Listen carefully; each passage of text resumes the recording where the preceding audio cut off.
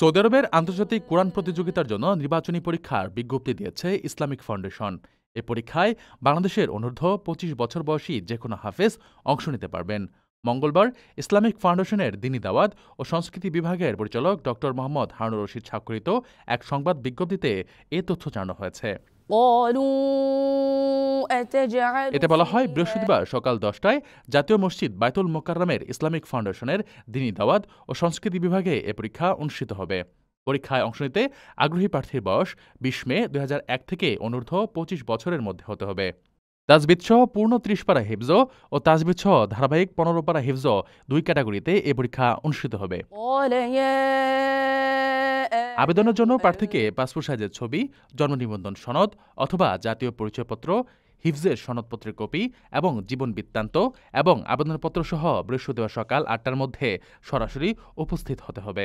তবে সৌদি আরবে অনুষ্ঠিত আন্তর্জাতিক প্রতিযোগিতায় অংশগ্রহণকারী প্রার্থী এবং যার পাসপোর্ট নেই তার আবেদন নেওয়া হবে না।